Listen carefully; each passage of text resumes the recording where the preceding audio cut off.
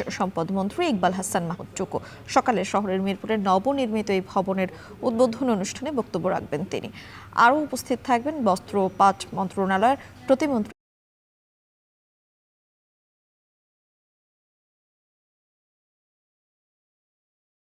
অনুষ্ঠান আজকের কর্মসূচি রয়েছে, সেই কর্মসূচি সম্পর্কে বিস্তারিত।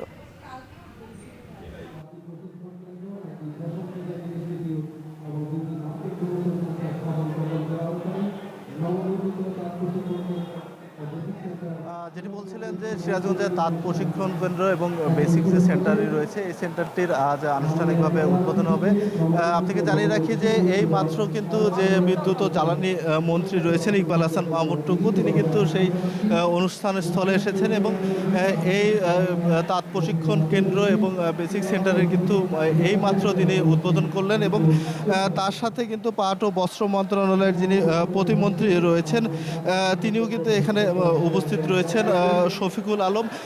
এছাড়াও পাট ও বস্ত্র মন্ত্রণালয়ের সচিবও কিন্তু এই অনুষ্ঠানে উপস্থিত রয়েছে। আপনাকে জানিয়ে রাখি যে সিরাজগঞ্জে মোট 4টি বেসিক সেন্টার রয়েছে। এর মধ্যে সিরাজগঞ্জ শহরের এই নবনির্মিত এই বেসিক সেন্টারের পাশাপাশি উল্লাপাড়া, শাহজাদপুর এবং বেলকুচি উপজেলাতেও কিন্তু এই বেসিক সেন্টার এবং তাঁত প্রশিক্ষণ কেন্দ্র রয়েছে এবং এই যে তাঁত প্রশিক্ষণ কেন্দ্রগুলো রয়েছে এই প্রশিক্ষণ কেন্দ্রের আওতাধীন কিন্তু প্রায় 3 লাখের মতো তাঁত রয়েছে এবং প্রায় 35,000 তাঁতি কিন্তু এই যে বেসিক সেন্টার সেই বেসিক সেন্টারের সাথে কিন্তু তারা সম্পৃক্ত রয়েছেন এবং তাদের যে সমিতি রয়েছে প্রায় 130টি কিন্তু সমিতি রয়েছে এই সিরাজগঞ্জে।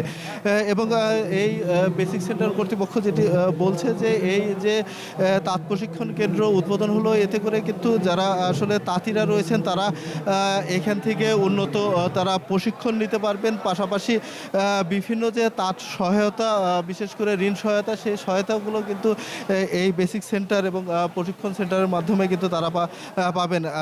তারা যেটি বলছেন যে এখন পর্যন্ত এই 4টি যে বেসিক সেন্টার রয়েছে এই বেসিক সেন্টার থেকে স্বল্প সুদে প্রায় 63 কোটি টাকা কিন্তু ঋণ সুবিধা এই যে যারা তাঁতিরা রয়েছেন সিরাজগঞ্জে তাদেরকে কিন্তু দেওয়া হয়েছে এবং তাদের যে এই কার্যক্রম তা কিন্তু অব্যাহত থাকবে এবং তারা যেটি বলছেন যে এই যে তাঁত প্রশিক্ষণ কেন্দ্রটি উদ্বোধন হলো আজকে এর মধ্যে দিয়ে সিরাজগঞ্জের যে তাঁতের যে দুরবস্থা রয়েছে বিশেষ করে আপনি জানেন যে রং সুতার অনিয়ন্ত্রিত বাজার এবং যে তাঁতের যে ঊর্ধ্বগতি তাঁত বস্ত্রের যে ঊর্ধ্বগতি রয়েছে সেটি কিন্তু অনেকটাই কিন্তু নিয়ন্ত্রণে আসবে এবং তাঁতিরা কিন্তু তাদের যে ন্যায্য মূল্য সেই ন্যায্য মূল্য কিন্তু তারা এখান থেকে প্রশিক্ষণ নিয়ে যে তাঁত শিল্পগুলো উৎপাদন করতে পারবে তার মাধ্যমে কিন্তু তারা বাজারজাতকরণের মধ্যে ন্যায্য মূল্য পাবে।